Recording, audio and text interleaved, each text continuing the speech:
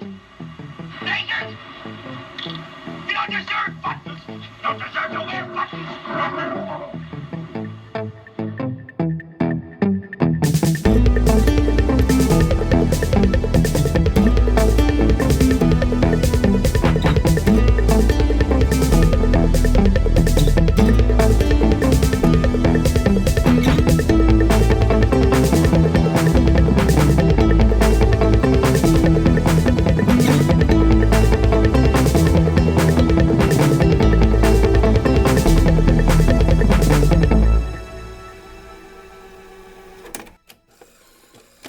Speaking of dolls, I famously don't like dolls. I don't know if I've talked about that on this show.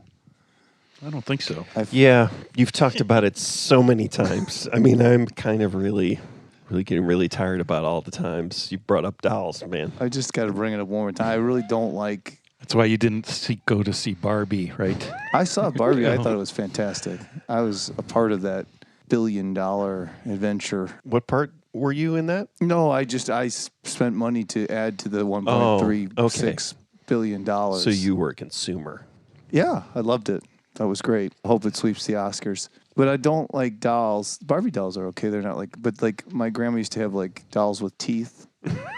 Like old weird dolls with teeth. And like I had this dream once where a doll with teeth was running around my apartment. And I ran into my mom's bedroom and I said, Mommy, there's a doll running around the apartment. It's got teeth in it with like chomp its teeth, like you could hear them clicking.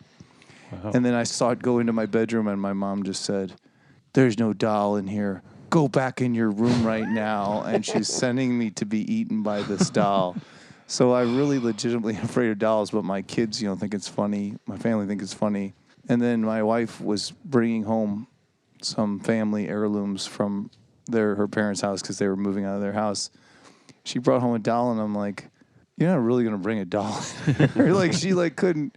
She's like, that's a joke, right? That you don't like dolls? I'm like, no, I don't like dolls. You can't bring a doll in here. And I had to get over my doll problem to let her bring her dolls in the house. So would it be a problem, Chris, if my new band, Dolls with Teeth, which I just started about 5 minutes ago, when you said that, would that be a problem? Am I in your band, Dolls with Teeth? If you can handle it, man. I mean, naming a band Dolls with Teeth doesn't bother me. It's the being in a room with a doll. It wouldn't trigger you just having that image in your head every time. And up next, Dolls with Teeth. That does bother me when you just said that. That bothered me. Welcome to Lost and Found and Rewound, a podcast so current that one of our hosts was even born after the internet was invented.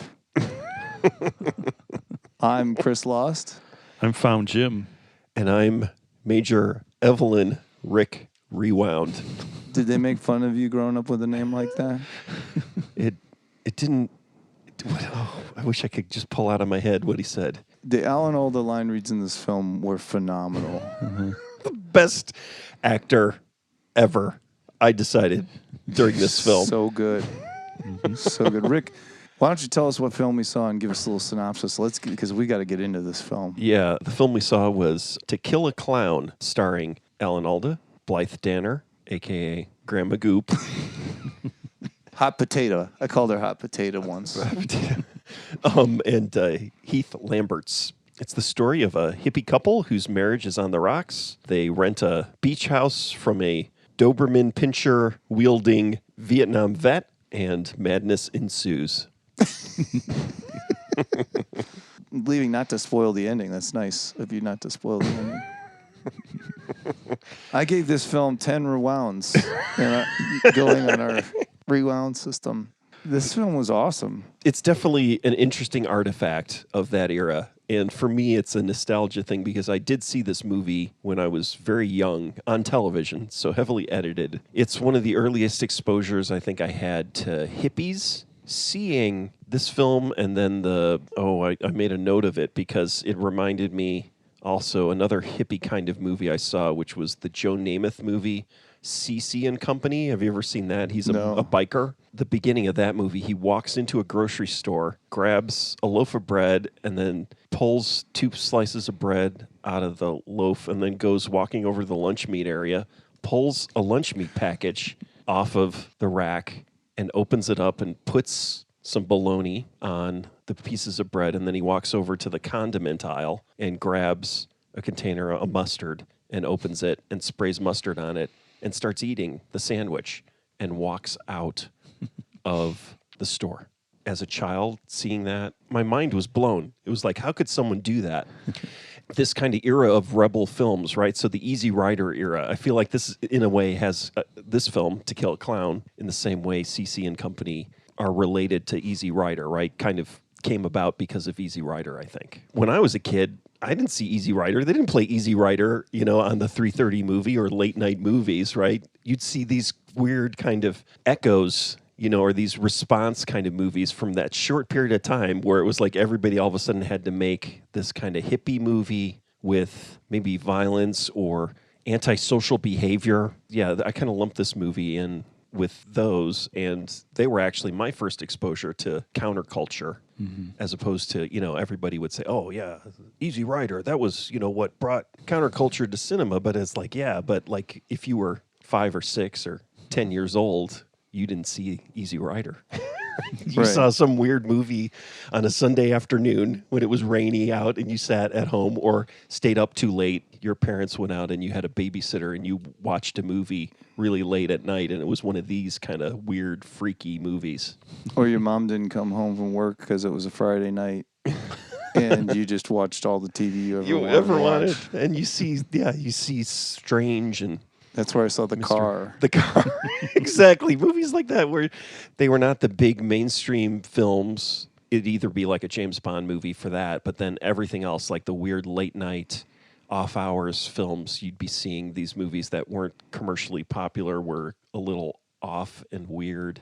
That must have been how I encountered To Kill a Clown. Like Magic. I remember Magic being one of those Magic. kind of movies. And that's a little more modern than this film. And that was a movie where I feel like all I saw was the preview for that movie. Right. And scarred me for life. Yeah, horrifying. Just A doll. Yeah, Of course, yeah. doll, of course, yeah, for you. But yeah, even a normal person would be scarred by the Magic preview. Obviously it was the hippies versus the establishment. It feels like the 80s were full of films where people came back from Vietnam and had regret about what they had done. In this film, Alan Alda came back from Vietnam and had pride in what he did. Well, he was ashamed of the fact that it took his legs and his gun. Yeah.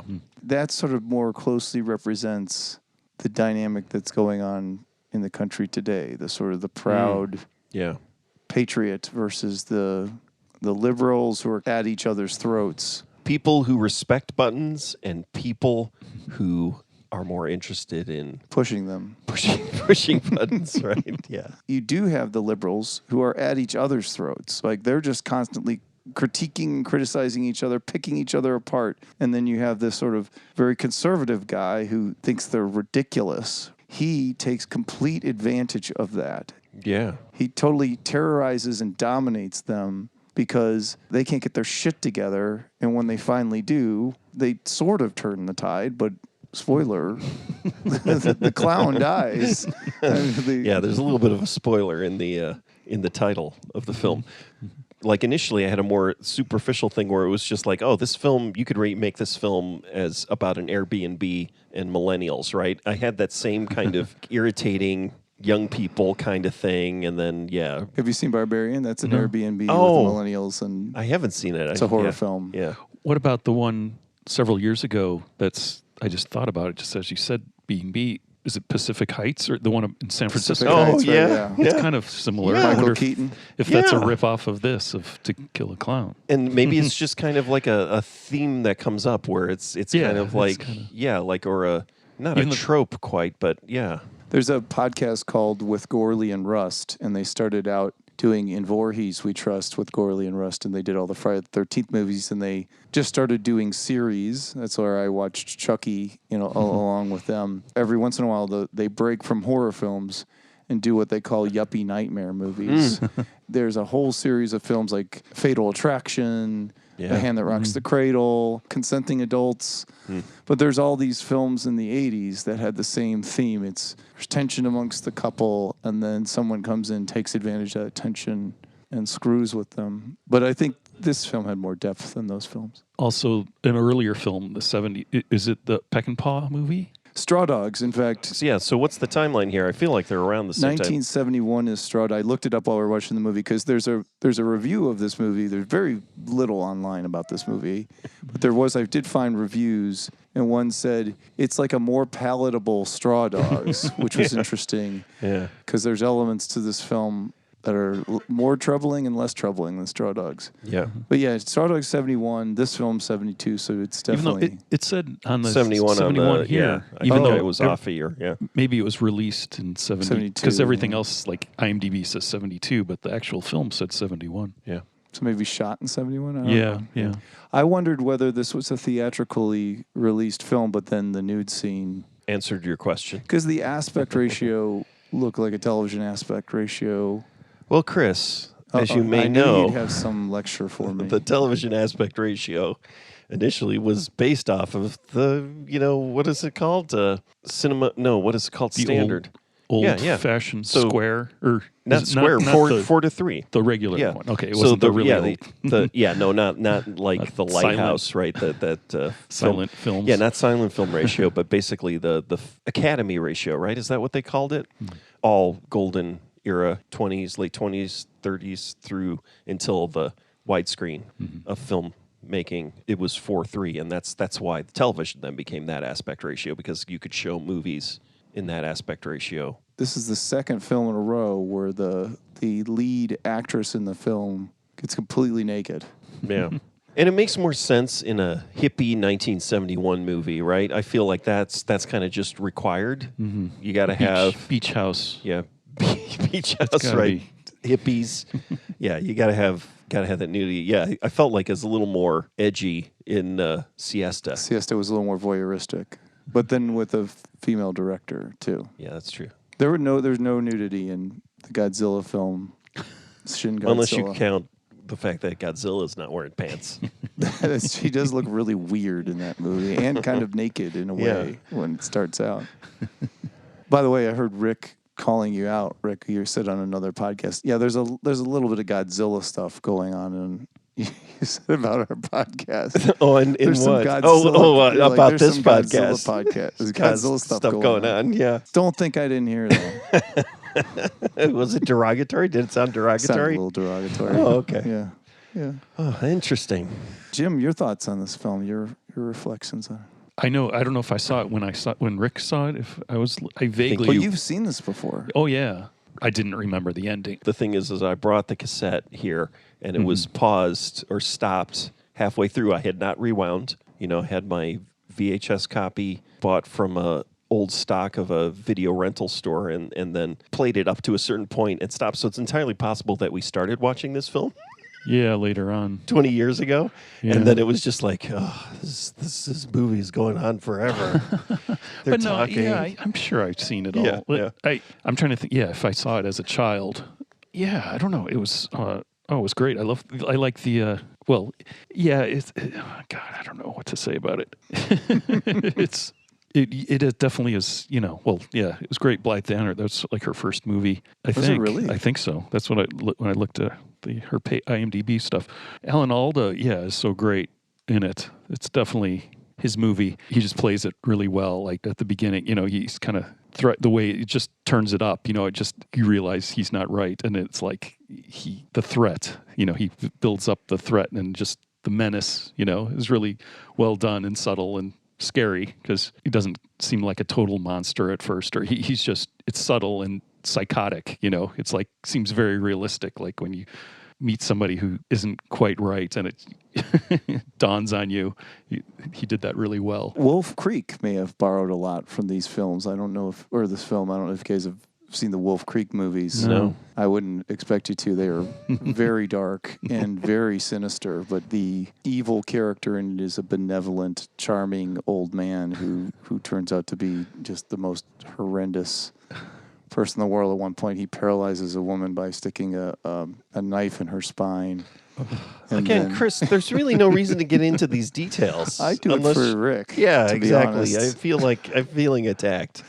Just one point, I had objectified Blythe Danner earlier by calling her hot potato. And I want to say, I want to do equal opportunity objectification. I thought Alan Alda was incredibly handsome in this film. Like 72 is when MASH started, so sort of right on the cusp of MASH. Yeah. I can't remember if this was an interview with Alan Alda or just somebody talking about how every time Alan Alda plays a bad guy in a film, they say, Alan Alda, acting out a character. He's doing a new thing. He's playing this evil guy. Beloved Alan Alda is doing a turn, the unexpected. He's and it's like you look and it's just kind of like either it was Alan Alda or somebody saying it's like he's played really evil people all through his career, and it's like no matter what happens, every time he does, it's the same comment. It's like, oh, this is an unusual turn for Alan Alda. But like, if you think about, like this film, Matt, so powerful. The typecast of Hawkeye Pierce. He's just that's such a huge thing. He's identified as he could be sinister in that show too, though. He's so. I mean, his whole character was about charming people he didn't like into situations that was, made them feel bad. Am I going to have to watch MASH all over again? Yeah, you might have to watch it's a remake, though. You may not want to watch it. Right, MASH the movie. You do listen to the other podcast because I was complaining about that too.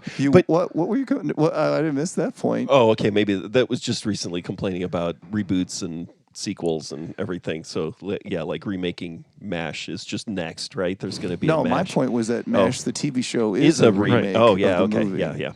Thinking about what Alan Alda is it Crimes and Misdemeanors? Actually, he plays a jerk, like comedy producer, right? Which is what? Well, not quite. Is he playing Bruce Paltrow? That would be interesting, wouldn't it? Gwyneth's father. No, I think that's going too far. But anyways, he is it Crimes and Misdemeanors where if it bends, it's funny. If it breaks, it's not funny. That guy. Do you remember that character? I don't remember. No. He's the bad guy in a bad senator in Tucker. I remember that. Oh yeah. And it just happens all the time. It's just like he's always playing bad guys, and it's like people just love him too much, right?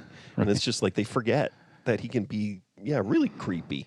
I got a Tony Perkins vibe from him too. I felt I looked up Psycho as 61 with the house visually too. That house too. Weird. Yeah, you're right. I actually feel like Alan Alda was way better than Anthony Perkins because Anthony Perkins was weird, and Alan Alda was, for so much of it, was just so, like you said, there's this seething charm to him that actually started out benevolent and then really kind of very slowly and gradually became evil.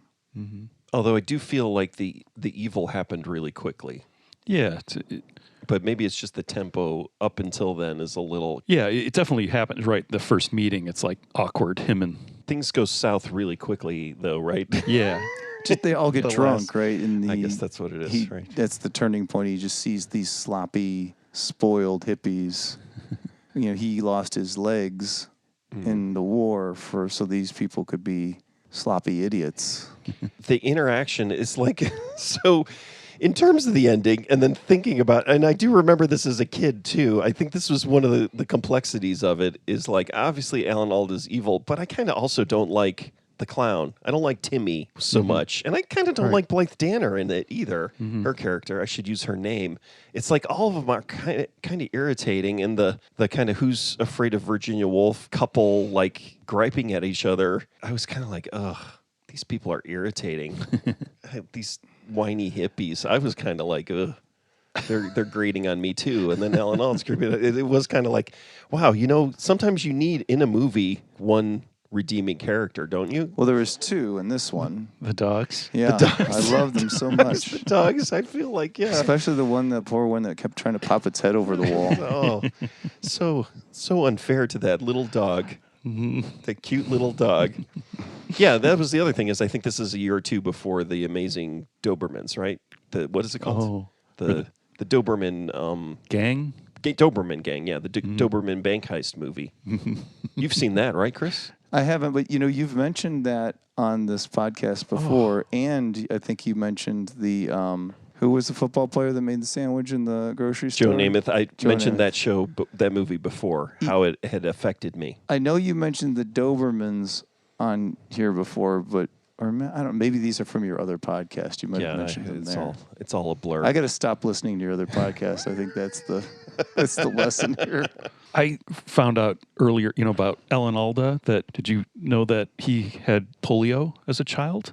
No. And when I read that today, I realized, I was like, was that a choice? Like him using the crutches and the braces? That's like a polio thing. Kids had polio and their legs. His whole characters has the crutches and things. And I was like, is this like did he call that? He's like, oh, I want to do this thing. It's like call it.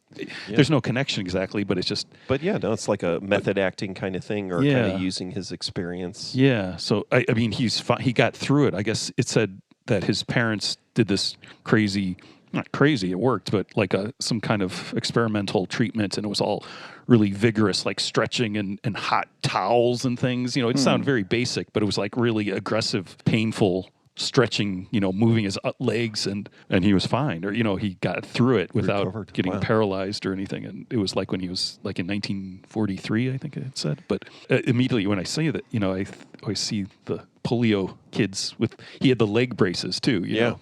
But that was supposed to be that he lost his legs in the war. Right, it's but Vietnam. I think you're right. He probably, because I was watching that, I was like, how is he going to portray a guy who had lost his legs? And he does. It looks very natural what he's doing. So maybe he's definitely drawing on that experience when he was a kid. Yeah. So is he still alive, Alan Alda? Yeah. He must be, right? Yeah. He must be. And his dad, I looked up his dad. I forgot that. Totally different looking too. Like you look at Robert Alda. I mean, and it's like, wow. Usually with the father-son kind of acting dynasties, you see some similarities, or it's creepily similar, like Robert Walker and Robert Walker Jr., he's the writer actually. He's the hippie in the tent or the teepee, and then Robert Walker, who's the father in like Strangers on a Train, and it's like they look almost exactly the same. I was watching Hot Shots Part 2 yesterday on the airplane, and Martin Sheen and Charlie Sheen have a scene where they're in boats going down a river in Vietnam, and they cross, and they supposed to say, I loved you in Wall Street at the same time. What were you going to say about Robert Alda, Jim? Oh, just that I didn't even know that was him, or that was his dad. Once I looked at, I was like, I was hearing about him as, his dad was an actor too. And then I looked, I was like, it's that guy. And he was like on every TV show I was when I was a child in the 70s growing up. He's like in Columbo and Quincy. He was in a Quincy episode, but it was like he's in every TV show, and it was like I immediately recognized him, and I had never known that was Alan Alda's dad. And he's in an episode of MASH, of course, too. Yeah. One. What film noir is Robert Alda in? I feel like I've seen that film noir recently. Yeah, I don't know. And I can't remember. Yeah, and it's strange when you see him and you go, oh, wow. Yeah, it's like you recognize him, but it's like you would never say to yourself, like Alan Hale and Alan Hale Jr., you see them standing next to each other and you go, oh, okay. Blythe Danner and Gwyneth Paltrow. Exactly. A perfect example where it's like, okay. Yeah. I was waiting for you guys to get there. Yeah, no, that's good. To me, I think also I've been very reflective about the idea of masculinity and how it's portrayed in this movie, talking about that too. And seeing, somebody who's an artist, those moments where the painter, the clown, Timothy, Alan Alda says it's nice to have a woman's touch and points to the flowers, and then Timothy is like, I did that, and all that kind of stuff. But then also having a man named Evelyn, who's really militaristic and, more strict about gender ideas. It's a pretty interesting thing, and I think that might have messed with me a little bit when I watched it too when I was a kid. Sure. It's just kind of like, where you get exposure to these ideas. Right, and I remember that too, like where there's a gay Indian in Little Big Man, and seeing that, and I remember seeing that, and actually my mom, I was like, what's going on there? Having to explain it and everything like that, and realizing how these movies did have a profound effect, and especially during the 70s, these 70s movies where they kind of start exploring these ideas, and it's like, it's a testament to the thing that, conservatives complain about all the time, is like, you show this stuff in movies and you're gonna warp kids, you're gonna make them, learn about this stuff and question things, and it's like, Your point is that it does. It does, totally. And it goes back to I think I've probably said this a million times before, is like the most effective anti-Nazi, to me it was like the Blues Brothers, when they actually say, I hate Illinois Nazis, right? I think that had a more profound effect on people's perception than any kind of news exposure. I always talk about this, is like when growing up, our grandmother lived across the street from Marquette Park, where the Nazis marched, the Chicago Nazis marched, and there were news stories about it, the March on Skokie. You heard all sorts of stuff about it and all this news about it, but it's like just that one little moment, and that parodying in Blues Brothers was, we talked about this because we watched Blues Brothers, right? Is how effective and powerful that was in terms of like culturally, this movie that's culturally significant, people love, and then it has that message in it. And I think that is, it's a powerful tool. And so, just realizing, that's why people want to ban movies, ban content in movies, want to fight against woke culture, right? Is because it is super powerful and can have a profound effect. I guess I'm not doing myself any favors by saying that, because it's like, those conservatives are right. You are programming people, and it's like, that's great. It is interesting that we feel like we have to cancel films like, what's his name? The Chicago filmmaker who made 16 Candles and John Patrick Hughes. Sco- Yeah, there's stuff in those films that sort of made it okay to laugh at something that is very culturally insensitive. Yeah. People are like, well, we shouldn't watch those films anymore. So I think you're right, Rick. We need to be able, but I want to say, sort of from both sides of it, we need to watch all of it, right? We have to be able to watch all of it. And like some of it delivers the right messages and some of it delivers the wrong messages. And we just, at some point, shouldn't take all of it too seriously, and at the same time understand the context of all of it. Have I talked about it on this podcast? Just like when William Friedkin passed away, and then I was watching like an interview with William Friedkin, and he's talking about Cruising? No, not the movie he made. Birth of a Nation? Birth of a Nation, yeah. And he's talking about Birth of a Nation, and he's saying all the film history stuff about how important the film is in terms of, kind of a breakthrough in editing and making these long-form films and everything like that. And then he starts saying, and then to be fair, what it's talking about is actually valid too. What was happening in the post-Civil War era, and starts going and sort of talking about the really poisonous ideas that are promoted within that film, and like basically reiterating them and regurgitating them, and saying, well, there's historical accuracy to this, and it's actually valid. This stuff was happening at the time, and it was just like, oh my God, it's like what. What's happening? And that really freaked me out, where it was like, okay, because of what you're talking about. It's like, I understand that. I had a film class. We watched, in the 80s, and we watched classic, kind of 80s film class, right? The era where you did watch Birth of a Nation and Triumph of the Will, and it's like, but it was all about analyzing it and seeing, its impact, and then on other films. But then having somebody who goes through all of that and then actually just endorses this poisonous 100-year-old concepts behind it made me think, maybe it isn't necessarily so good to go back and watch these. It's like, how can you trust everybody to be analytical and be able to separate? You can't. There's no way you can. I mean, I've been having a more existential crises than normal lately, and like just for personal reasons.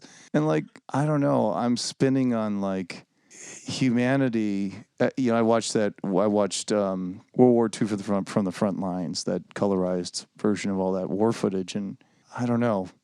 I don't think I'm going to make a very salient point here, but I just don't know what human beings are. And I sometimes think that we all have an idea of what we're supposed to be. And it's like we have an infinite amount of ideas of what we're supposed to be.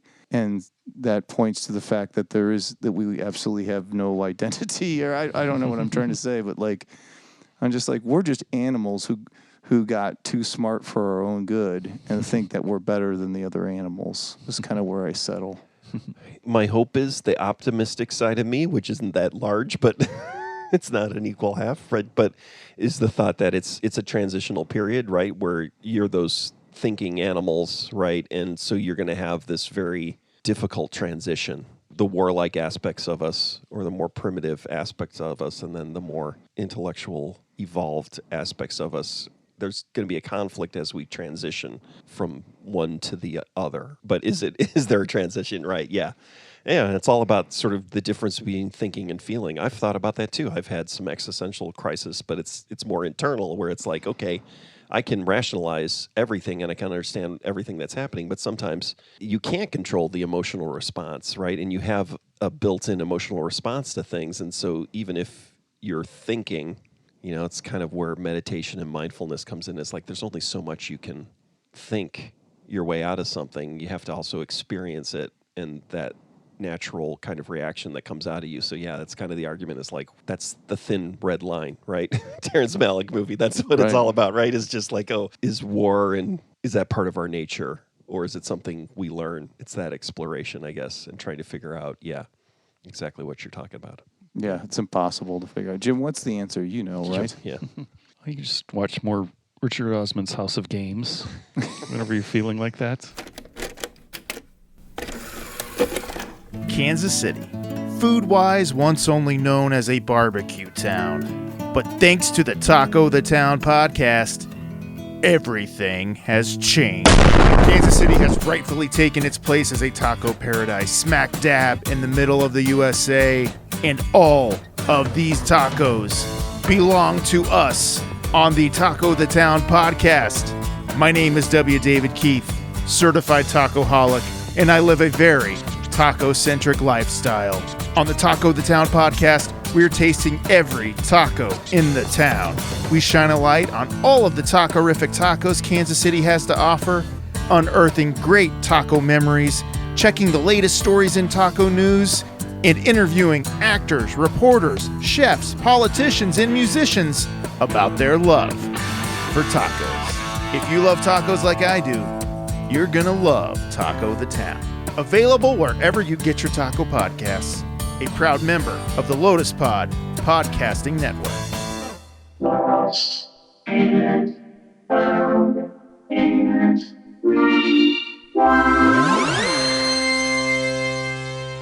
I looked up the director of this, who's George Bloomfield, yeah. Canadian, and it turns out, well, later on, he directed a lot of SCTV. Oh, man. Did he really? Yeah, Oh. so maybe he went, after this movie, he was like, oh, I Need more comedy. I went through his catalog and found a bunch of TV in it, and I was like, this guy didn't do much other than just be a director for hire. Yeah, it was like, it said 77 to 79. It was 39 episodes. Wow. Well, that's a lot. Yeah, it's a big chunk. Well, not a lot in the old days of series. So 39 could be Yeah, one that's season. that's about a season.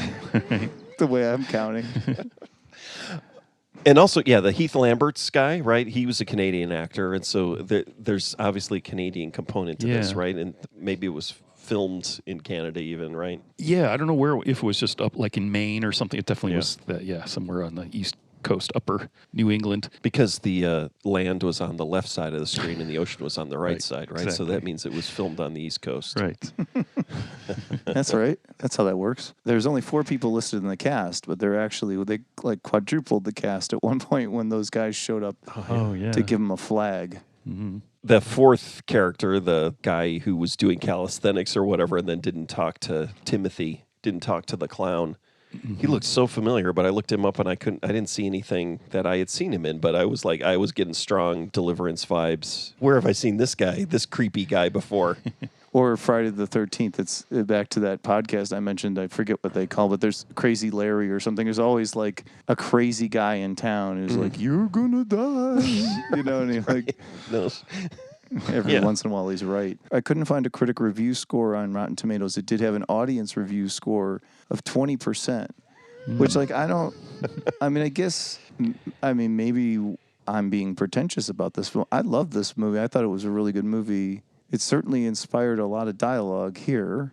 I guess it's just kind of dark, not unrelenting, but it's like you said, it kind of starts pretty early. It's like it goes bad, and then it's just like not torturous, but it is. Well, it is. They're being tortured, and then and maybe the ending. It's like a revenge fantasy, that kind of thing. Almost like they're going to get it together. When they start getting crafty and they're fighting back, we all know it. Yeah, he just dies, And Alan Alda lives, but they defeated Alan Alda. Okay, here's my question. There's got to be is there a sequel?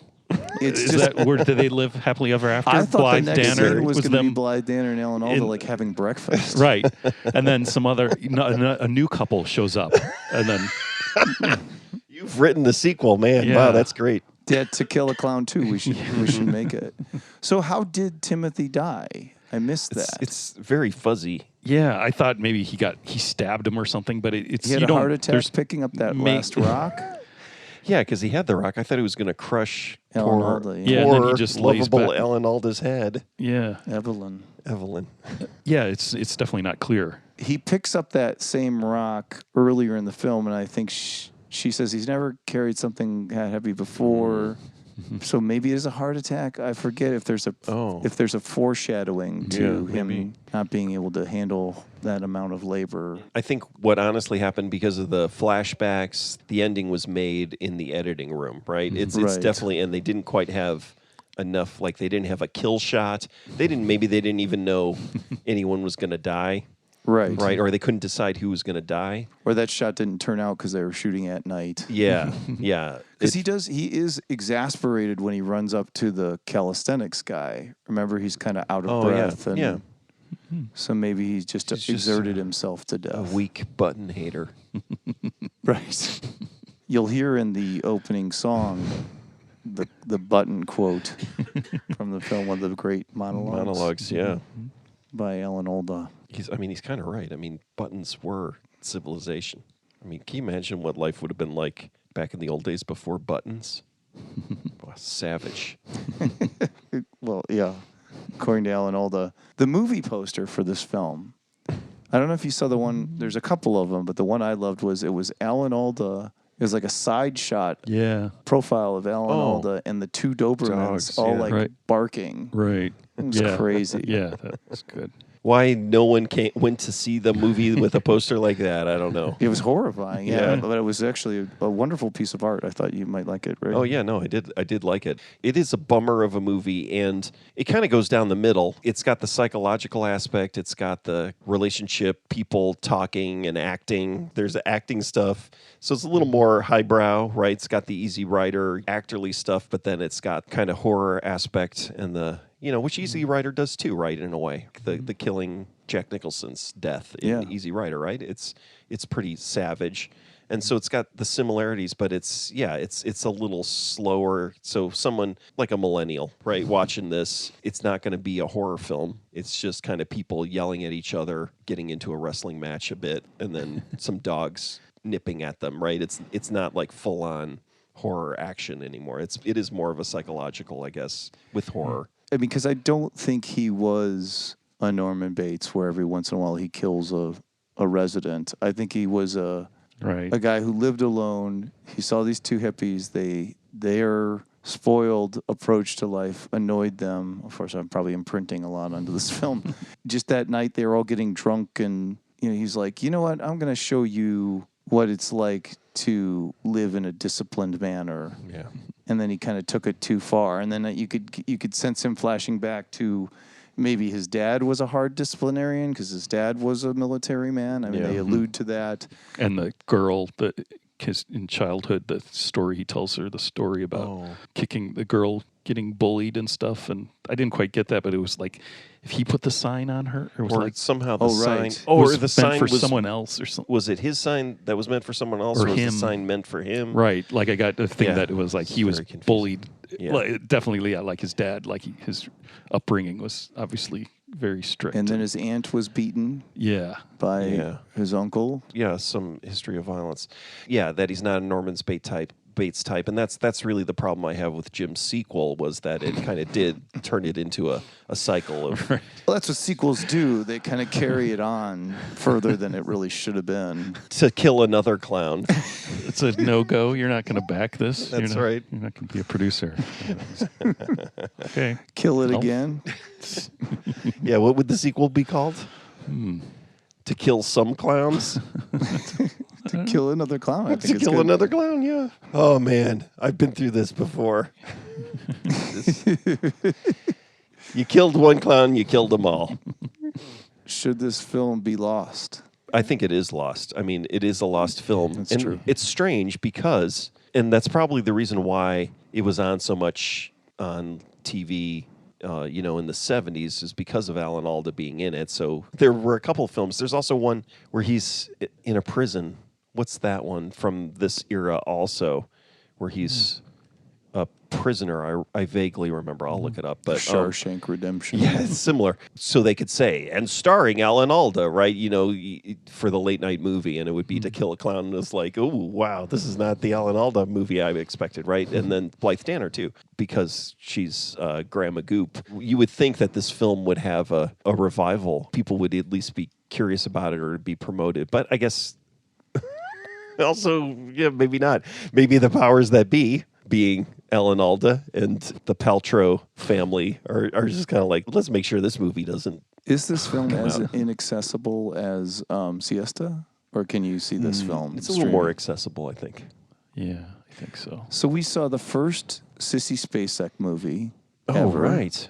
With nudity. We saw the first Blythe Danner film ever. Is that what you're saying, Jim? This was her first film? I think so, yeah. Yeah. Was She did some TV, I think, before. was Siesta Ellen Barkin's first movie? No. I think it was. Or her first, her Feature? first starring, maybe it was She just her says it's first her first starring role, right? In the Yeah. interview. I think or so. the panel. lead. Yeah, Yeah, she hadn't led a film before, right? I think that's what it was, yeah. Buckaroo Banzai would have been before that. Buckaroo Yeah, Banzai is yeah, before yeah. Siesta. That's what I remember I'm in the seeing. middle Right. of watching Buckaroo Banzai because I heard you mention it on your other podcast.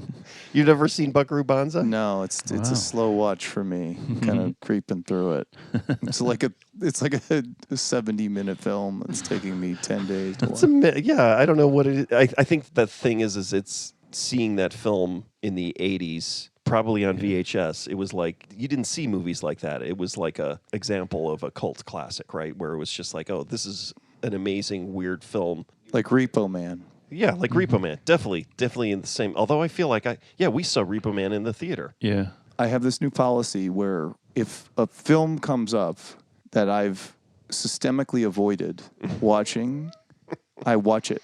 Like Old Boy's an example of that. Buckaroo Banzai is an example of that. I forget. There's a bunch of things I've been watching lately. It was like, I'm not going to put off watching these. The Curse, so my new policy. And I've stumbled upon just the weirdest, greatest things. And it's like, I don't know why, but I've always avoided films that were like a little off or a little harder to digest.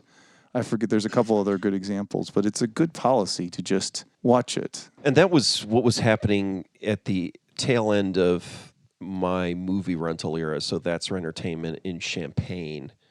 I would go in there and just they had all the DVDs, behind the counter, right? You'd bring up the case. I'd just ask them to randomly grab something out of the case, because it was like I'd just stand there staring at boxes and titles and trying to decide, oh, what am I going to watch? What am I not going to? Oh, I heard that maybe it's not so good, or I haven't heard about that. Am I going to take a chance on anything like that? And it's the same thing. It's like, whereas before, it wouldn't be like a situation where it's like I'm up late and I'm not supposed to be, and I'm watching, and then To Kill a Clown comes on, and I don't say to myself, oh, well, I'm not going to watch that. It's just because there's nothing else on TV. I'm going to watch that. And so, yeah, what you're talking about is that ability now that we have to kind of choose and not get random stuff. That idea of choice, right? Random curation. Yeah. The car is on. The car is it is. Like when Moonraker is on, Moonraker it is. And and so maybe it is in the spirit of this podcast, because that really is the spirit of this podcast, is you kind of stumble into things that somebody curated this for you and they don't have your tastes or don't know what your exact tastes are. And so you watch it. Should this film be found? So, Jim, if you're at the grocery store, would you say to the person checking out your, I don't know, maybe you're getting some chuckles, hey, you should stream To Kill a Clown tonight? Probably not. But, again, it's like who you're talking to, of course. Right. This always comes up where if someone's into movies, yeah, you definitely should check it out. You're at band practice. Would you recommend to your band mates? Absolutely.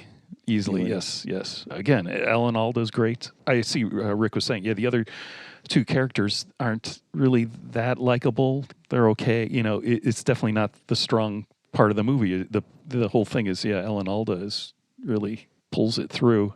And it is a little window of its time, It's a little heavy-handed, It's kind of nuanced, but it's that whole the Vietnam thing with It's that small moment, right, where veterans are the kind of conservative, they're on this kind of conservative side, where very quickly then it was like, oh, wait a minute, these vets coming back from the Vietnam War are not these kind of right-wing John Bircher types, right? It's Right. like, oh, wait a minute, the veterans are these humans that were 18-year-old, 20-year-old kids, right? And so it's right at that moment where you're going from the like John Wayne Green Berets then to More nuanced. yeah, which would be what I'm trying to think of an earlier example than Well, they come back and like shoot up a whole town and almost kill Brian Dennehy. yeah, so that's already 1980, right? Right? Yeah. What I year think is it's Rambo? 1980, Yeah. Whereas like in the 70s, and then the thing, I guess it was just the reality. So somebody like John Kerry or something, right, coming back and it's like and talking about the war and what happened in a more nuanced way, right, as a veteran, right? I think, and then you have movies like Coming Home and The Deer Hunter, right, later in the 70s. I thought it would be kind of more simple. At first, it seemed kind of simple. Like it was like, oh, the hippie good people, and then it's like the nasty, I don't know, like reactionary, whatever. Yeah. But it wasn't. It was kind of like that, but it's a little more subtle than that. Yeah, actually, It's not if you just- think about it, the hippies are not perfect and they're a little irritating, right? And then the veteran has got some emotional stuff. They aren't cartoons, right? Yeah. It's like they are a little more complex, and it's not like, oh yeah, you're right. It's not hippies good, military guys bad, right? It's much more subtle, kind of. It's an interesting dynamic, and I don't know if I'll keep this in the podcast, but I mean, I have this respect for people because I have friends who've served and I have friends who've died actually in service, and regardless of what they're being told to, like, regardless of what the mission was, like, they didn't make up the mission, they executed the mission, and there's no way out of doing that. The way out of doing that is you get drummed out of the service or you get thrown in the jail or whatever it is. So I don't judge the soldiers by the mission. I actually appreciate the dynamic. A person once accused me, said, "You don't respect people who are in the military." I said, "Oh, you don't know me. I have a tremendous amount of respect for people in the military because I spent my youth being a fuck around punk, and I would not have had that right. The concept of the military is I don't get that right unless my country has the ability to let me be a free person and be free thinking and say what I want and do what I want." So I have the utmost respect for that. And I think that, I hate to hammer this, but I think there's a little bit of that dynamic here. It's like, you two are bickering about nothing. You two don't appreciate each other because you have too much time on your hands. And here I am. I went overseas and had my legs blown off so that you could be spoiled. Yeah. I'm sensitive to that dynamic that I didn't serve. And, I do appreciate the military, and I don't judge the soldiers for the mission. I actually appreciate them for doing whatever it is they are told to do. And most of the time, or I'll just say, actually 100% of the time, the spirit of it is to protect our rights. Mm-hmm. Whether or not the mission really does that or not, that's a different story, but that's not the soldier's fault. Right. Yeah. It's not a group of individuals, right? It is people who are serving. The whole part of it is you're not making a choice, right? You sacrifice that choice in order to do service. Even if it's just in the name of flexing power and in the name of retaining our country's status in the world. It kind of goes back to my concept of there's a million different opinions about what we should or shouldn't be doing, what's right or wrong to do, and I just my head just spins all the time about that. But there's only one right. Of course, Rick. Right. And you can catch that opinion on Rick's other podcast. Yes. So should this film be rewound, will you watch it again, Rick? We just did rewind it, which I'm very happy because it had been sitting in my We attic. literally rewound. Yeah, halfway rewound. Yeah. I think, it's definitely not a What's Up Doc where I'm going to watch it again, but I might watch it again in 10 years. I might watch it when the Criterion edition comes out and they clean it up, and it's in beautifully restored glory. And they put the ending back in to where you can tell what happened. Yeah, exactly. They kind of tweak it, remaster it so you can see what's going on. You can see the clown get killed. Honestly, I would say a large portion of the negative Rotten Tomatoes is probably people like, you got a movie called To Kill a Clown, and I am not seeing a clown being murdered, a guy wearing clown makeup being murdered at the end. You promised me this. I honestly feel like that's the level of stuff now. You got something that's listed as horror, and it's got clown in the title. I expect either see a clown murdering people or people murdering clowns, right? Not metaphorical clowns or someone who dressed up as a clown earlier in the film, I want to see that clown die. Well, then you should watch the film Terrifier, Rick, because in Terrifier, a clown hangs somebody upside down and then takes a knife and cuts them literally in half.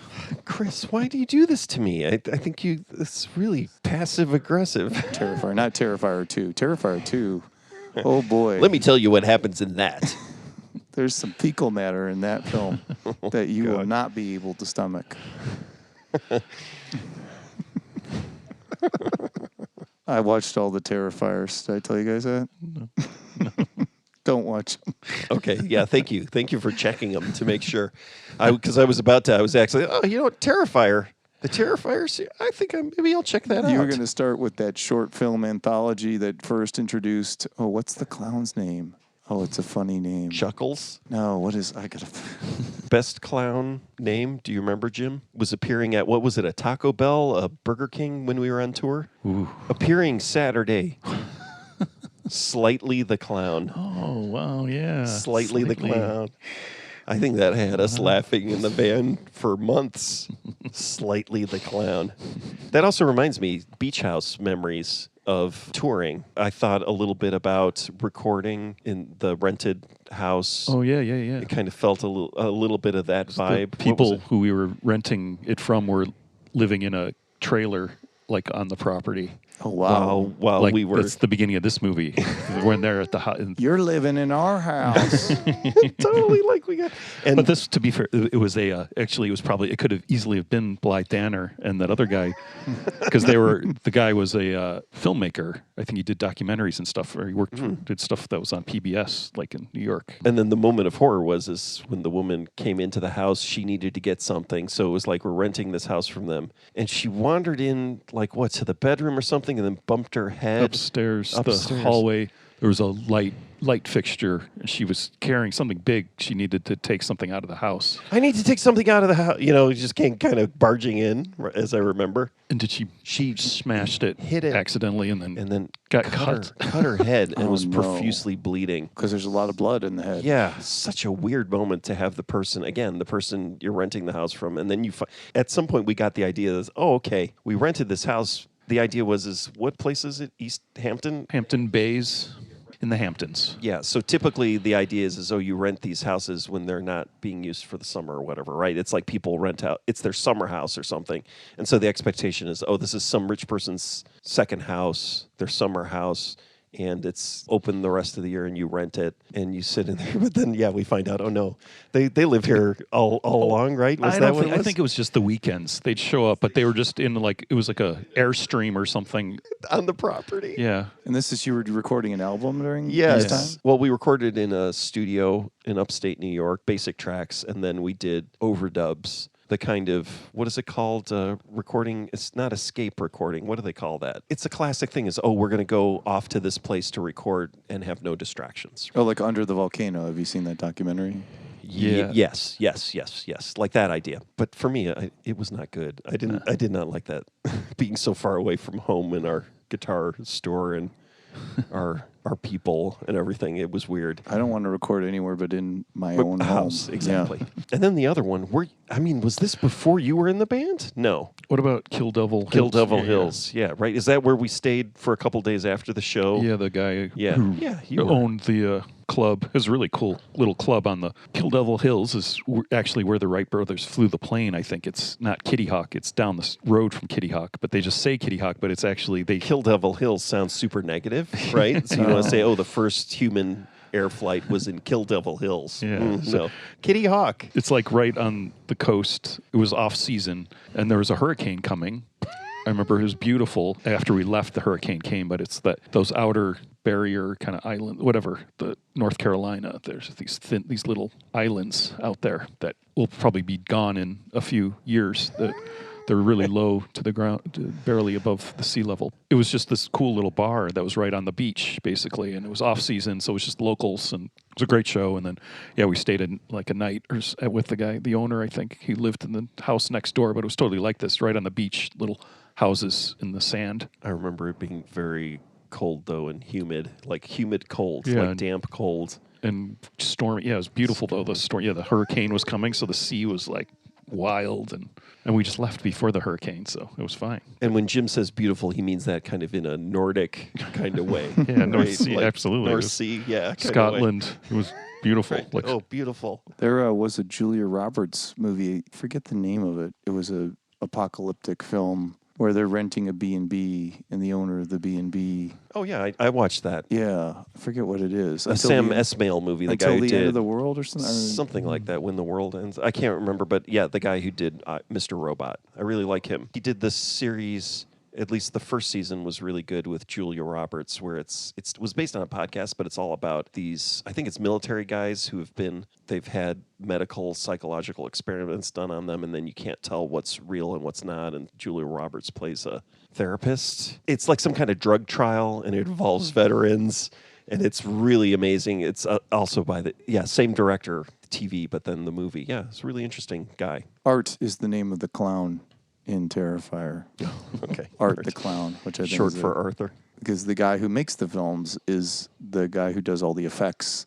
He's an artist who's pointed his artisanship towards some very horrible and arguably misogynistic things. But I just kind of funny that there is a tremendous amount of artistry that goes into those films to make some of the most disgusting things ever put on film. And that reminds me, you had shared the diorama of Mel Gibson as arrested. Oh, and then yeah. our older son was saying this is what the woman in Hereditary was building. It's like these are the things. It's like totally like making some kind of connection between that and Hereditary. What is the guy's name who does those? We should mention that on the Mr. podcast. Something Fingers or something? Yeah, something like that. Bobby Fingers. Bobby Fingers. Yeah. Clearly, like, it works in commercial filmmaking as a tremendous artist. Goes to an amazing. So check out Bobby Fingers' page. Did you watch all of them? I need to go back and watch them. I started watching. Was it the Michael Jackson one? I watched that one, yeah. But I think I drifted off. Because he hides the dioramas and Yeah. then gives you a clue on how to find it. And somebody actually found one, and he does an update and shows how they found Yeah, it. that's cool. Yeah, it's like that book Masquerade. Masquerade, yeah. In the early 80s, was it? Yeah. Late 70s. This guy made a golden sculpture of a rabbit with precious jewels on it and buried it somewhere, and then had this children's book that had clues within the children's book on where to find it. Oh, it's real? And did somebody find it?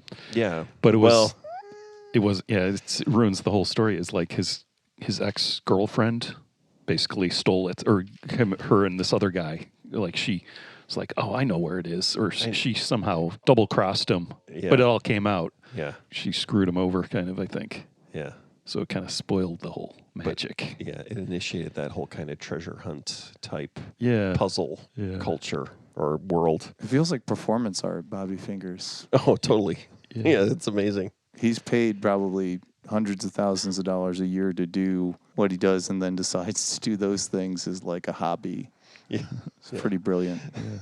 I love, what's the moment with it must be his daughter just like painting and yelling something. I can't remember what she yells. It's really, really funny. Those little snippets of moments that might be his real life or not, like the neighbors and things like that. It's It's hilarious. like how much of this is real and how much isn't, but it's like those little glimpses. He's borrowing gravel from the neighbor and like, he's talking. I can't remember what the neighbor says. It's crazy neighbor. Oh, I love it. All right, gents. Well, thanks for another wonderful evening in Western Springs. I'm actually going to be in the Bloomington area next week. Oh, yeah? If you guys are down for another taping. Well, yeah, you'll have to clear it with our assistants. Yeah, I'll send out a note to your assistants, and we'll see if you're available. I mean, you want me to just like what? Decide? Like look at my own calendar? No, we'll have somebody do that for you. Yeah. I mean, Chris, come on. It's really kind of inconsiderate for you to ask me directly about scheduling I don't my know time. what I was thinking. Sorry. Yeah. I mean, that's really not. I mean, that puts me in an uncomfortable situation. You need to ask my assistant, email me. I don't want to have this confrontation in person. Can't get off the floor anymore. I'm glad we caught that on tape. You're getting up. I can't get up. Sound. Should I turn it off before I get up? I've sat down and I can't get up. Lost and Found and Rewound is fully funded by Lost and Found and Rewound Foundation funds. Lost and Found and Rewound does not use crowdfunding because our listeners have better things to do with their funding. There's no need to post reviews of Lost and Found and Rewound, because our listeners have more valuable things to do with their time. In all sincerity, thank you for listening to the show. We truly appreciate it.